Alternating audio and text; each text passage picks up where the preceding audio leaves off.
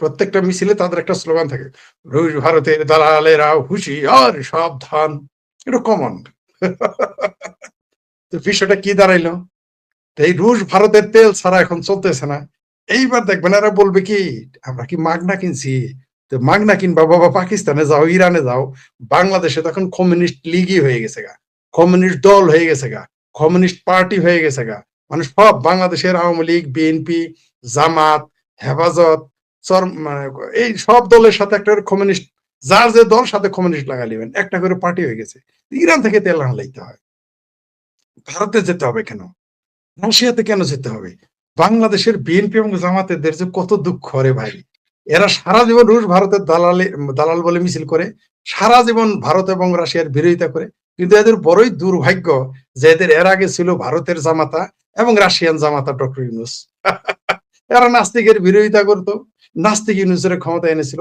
আর এক নাস্তিকের বউ নাস্তিক ফরিদা নাকি ফরিদা আক্তার উপদেষ্টা হয়েছিল, এবং আরো কয়েকজন নাস্তিক এই উপদেষ্টা পরিষদে ছিল, আমরা জানি। শুধু তাই না, এরা নাস্তিকরে খুব খাপায়, নাস্তিক হয়ে গেছে বাট নাস্তিক হ্যান তেন কত কথা বলে। নাস্তিক হয়তো ফাজলেমি না ভাবে যে 100 কোটি টাকার মামলা করছে। মানে আপনি কারোর নাস্তিক বললে সে নাস্তিকের ইয়ের কি মনে করেন না, সে লাখে খেলেন না, কোটিতে খেলেন না, 100 কোটি টাকা মূল্য একজন নাস্তিকের। তার জন্য 100 কোটি টাকার মামলা করছে মুফতি হারামজাদার বিরুদ্ধে, জামাতি মুফতি এমপির বিরুদ্ধে, বিএনপির নেতা মামলা করেছে, আপনারা জেনেছেন। যাই হোক, যেটা বলতেছিলাম, ভারত ছাড়া আমি বারবার কি বলেছি, যে এই দেশের মানুষ ব্যর্থ হলেও ভারতকে দোষ দিতে হবে, সফল হলেও ভারতের কাছে যেতে হবে। যদি এই দেশে কোনো কারণে আপনি ফেল করেন, সরকারের দেশ চালান, যে কোনো সমস্যা এই দেশে, এমনকি আপনার যদি পেটের থেকে বদবায়ু বেরোয়, সেটা যদি গন্ধ বেশি করে, আপনি ভারতের দোষ দিবেন, বাংলাদেশে এটা মার্কেটে খাওয়ার লোক আছে। শুধু একটা দাবি তারা এখনো করতে পারে নাই, সেটা হলো মসজিদের জুতা চুরির জন্য ভারতকে দায়ী করা লোক আমি এই দেশে খুঁজে পেয়েছি। শুধুমাত্র একটা জিনিসে দাবি করে নাই, যেটা ভারত করেছে, হলো মাদ্রাসায় বলৎকার। এই কথাটা ছাড়া বাংলাদেশে যত সমস্যা আছে, আবারও রিপিট করতেছি, বাংলাদেশে মাদ্রাসা পাইকারি বলৎকারের ব্যাপারটা ছাড়া সব ব্যাপারে এদের দাবি করা শেষ, যেটা ভারত দায়ী। এবং আপনি ভারতকে দায়ী করেন, আপনি মনে করেন সরকার ফেল করছেন, বলবেন ভারত দায়ী, কোনো সমস্যা নেই।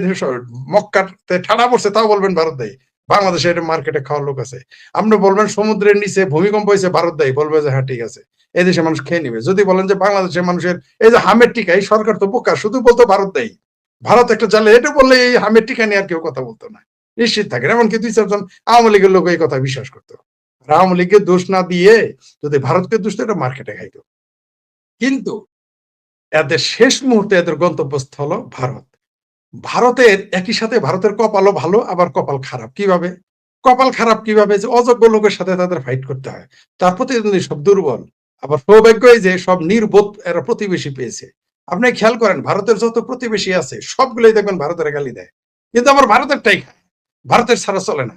অদ্ভুত ব্যাপার, মানে অদ্ভুত ব্যাপার, যে এরা সারাদিন ভারতকে গালি দিবে।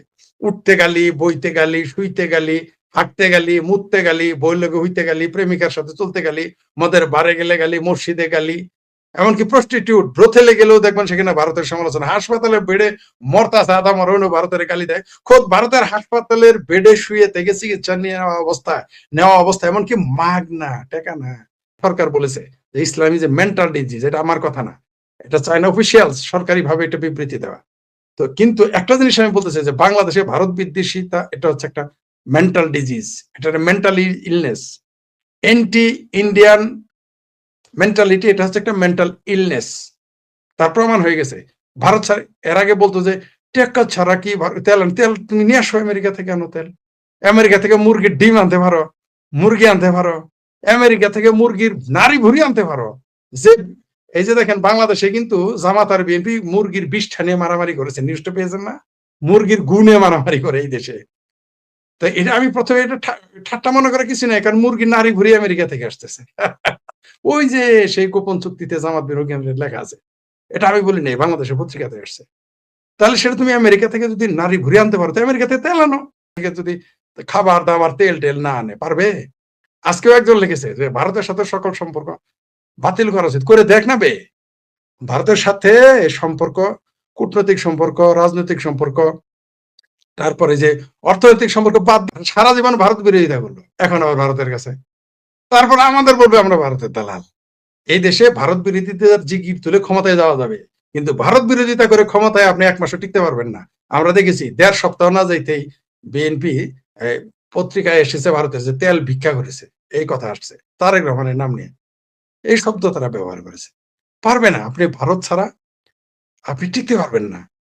টিকতেই পারবে না, সম্ভবই না। সবচেয়ে মজার বিষয় যে ইরানের জন্য বাংলাদেশের বামপন্থী, ডানপন্থী, এমনকি খোদ আওয়ামী লীগ খোমেনির পক্ষে, ইরানের পক্ষে এত দালালি করলো, এত চামচামি করলো, জিতেই দিল তারা। মানে আর ফেরেশতা এখন আর আবাবিল পাখি লাগে না। বাংলাদেশের ফেসবুকে ইরানকে জিতে দেওয়া যায়, কোনো কিছু লাগে না। এদের আন্ডা থেকে, মানে একেবারে এদের মুরুখ থেকে শুরু করে মুরুগের আন্ডা পর্যন্ত ক্ষমতায় নেয়, সব ধরে ধরে একটা একটা করে মেরে ফেলছে, তারপরেও জিতে গেছে ইরান। এই দেশের মানুষ জিতাই দিছে, কারণ এই দেশের ফেসবুক তো খুব শক্তিশালী। এখানে আপনি যা ইচ্ছা তাই করাইতে পারবেন। মানে আল্লাহ যদি কি ইরানকে হারায়, তাও এই দেশের মানুষ মানবে না। যেমন এর আগে একটা পোস্ট দিয়েছিলাম না, যে আল্লাহ যদি ভারতের পক্ষ নেয়, এই বাংলাদেশের মানুষ ভারতের বিরোধিতা করবে, এদের খাসিলত, আর আল্লাহর বিরোধিতা করবে। এটা বলেছি তো অনেকে রাগ করছে। কথাটার সামারি সারমর্ম বোঝার চেষ্টা করবেন, যে কেন এটা বলছে, সারা নজর বোঝার চেষ্টা করবেন, আগে গালাগালি। উদাহরণটা একটু শক্ত হয়ে গেছে, কিন্তু উদাহরণ তো সত্য। এই যে ভারত বিরোধিতা এত করলো, এখন এরা না কয়েকদিন পর পর বলছে, আমাকে বিএনপির অন্তত 10 জন বলছে, একেবারে উপজেলা লেভেল থেকে শুরু করে কেন্দ্রীয়, যাদের সাথে ভারতের সম্পর্ক নাই তারা কি টিকে থাকতে পারে না? হ্যাঁ, টিকে থাকতে পারে। আপনি বাদ দেন, আপনারা ভারতের সাথে সম্পর্ক বাদ দেন, দেখি টিকতে পারেন কিনা ক্ষমতায়।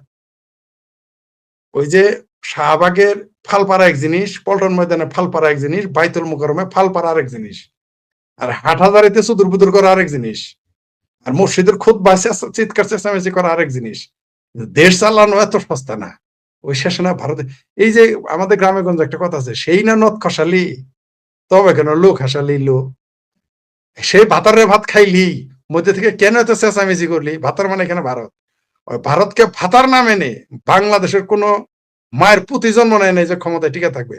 তো আরেক আমাদের দূরের কথা, জামাতের আমিরও ক্ষমতা দিলেও পারবে না। এটা আমরা বলি বলে আমরা খুব খারাপ, আমরা ভালো না, আমরা ভারতের দালাল। এখন ভারতের দালালি কারা করে? ভারতে আমরা তো দালালি করি, তোরা তো ভারতের গোলাম, তোরা তো ভারতের গোলাম। ভারত ছাড়া চলতে পারবে? বলেন না ভারতকে ভারতের বাইরে গিয়ে একটু থাকতে। তেল রাশিয়া থেকে আনবে কেন? অন্য দেশ থেকে আনো, কাতার থেকে আনতে বলেন, ইরান থেকে আনতে বলেন, আর কত দেশ আছে, মুসলিম দেশ আছে। না হলে চায়নার সাথে এত গাইঠে বিরতি, চায়নার কাছ থেকে একটু কিনে আনতে বলেন, দেখি পারে কিনা। ভারত ছাড়া চলবে না, তারপরেও দেখবেন ভারতের গালি দিতে। এটা বাংলাদেশের মানুষের মানসিক রোগ।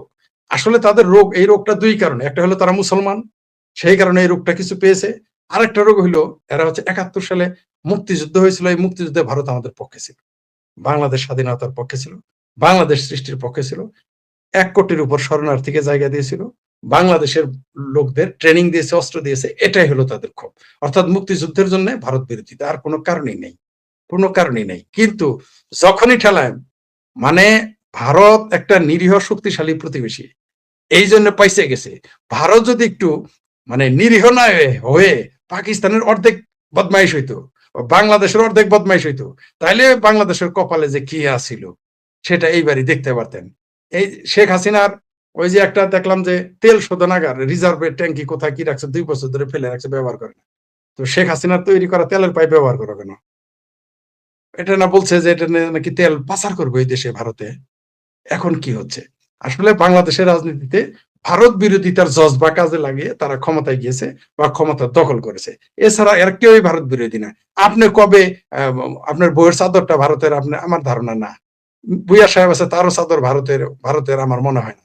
বিছানার চাদর তাদের না। কিন্তু আমরা রিজভী সাহেবের বইয়ের কাপড় চোপড় আমরা ভারতের দেখেছি। এই হচ্ছে ভারত বিরোধী, উপরে উপরে ভারত বিরোধিতা। ভারত বিরোধিতা হচ্ছে একটা একটা একটা সাধারণ মানুষকে চুতিয়া বানানোর জন্য এটা করেছে। বোকা চুতিয়া মানে খারাপ কিছু না, বোকা বানানো। বোকা বানানোর জন্য এটা, চুতিয়া শব্দ আমি খারাপ অর্থে ব্যবহার করিনি, বোকা বানানোর জন্য এটা করেছে। এবং এটা ভবিষ্যতেও চলবে। বাংলাদেশে এটা খুব খাবে। বাংলাদেশে বাংলাদেশে জি, আমার ভাবির পোলার বাপ নাকি ভারতে চিকিৎসা নিতে গেছে, কয়দিন পরে বলবো কি টাকা ছাড়া গেছি, এটা বলবে। তাহলে টাকা দিয়ে তুমি থাইল্যান্ডে যাও, সিঙ্গাপুরে যাও, মালদ্বীপে যাও, পাকিস্তানে যাও, পাকিস্তানে ফ্রি বলে দেয়। পাকিস্তানে ফ্রি চিকিৎসা করে এক হাসপাতাল, আমি চাইলে কেউ যান সেখানে, সেখানে ফ্রি দিলেও যাবে না। পাকিস্তানে একটা হাসপাতাল আছে ফ্রি ক্যান্সারের চিকিৎসা করে, সেখানে আর বিমান ভাড়া দিলেও যাবে না। কিন্তু 1 লাখ টাকা দিয়ে ভিসা করে ভারতে যাবে। আবার ভারতে গিয়ে বলবে কি জানেন, ভারতের না হিন্দু হিন্দু গন্ধ করে, কিন্তু সিঙ্গাপুরে গিয়ে খ্রিস্টান গন্ধ পায় না, আমেরিকায় গিয়ে খ্রিস্টান গন্ধ পায় না। অস্ট্রেলিয়া গিয়ে খ্রিস্টান গন্ধ পায় না, জাপানে গিয়ে বৌদ্ধ গন্ধ পায় না, চীনে গিয়ে বৌদ্ধ গন্ধ পায় না, কিন্তু ভারতে গেলে হিন্দু হিন্দু গন্ধ করে। এটা মূর্খরা যেমন বলেছে, মাস্টার ডিগ্রি লোকজন আমার সামনে বলেছে, কারণ আমি তাদের সাথে ছিলাম। আমার সরকার মেডিকেল ট্যুরিজম আমার ব্যবসার অংশ। তো এগুলো আমার জানা আছে যে কারা কি ভাষায় কথা বলে। আর ভাই কার কথা কি বলবো, বললাম তো যে মাগ কতবার বলবো, মাগনা চিকিৎসা করে এনেছি ভারত থেকে। মাগনা মানে ফ্রি অফ কস্ট, কোন কোন জায়গায় রেলের টিকিটও দেয়। তারপরে বলছে কি যে ভারত খুব খারাপ দেশ। এটা আমাদের আসলে রোগ, শেষ মুহূর্তে ভারতের কাছে যেতে হবে। ভারত ছাড়া এই দেশের বিএনপি তো দূরের কথা,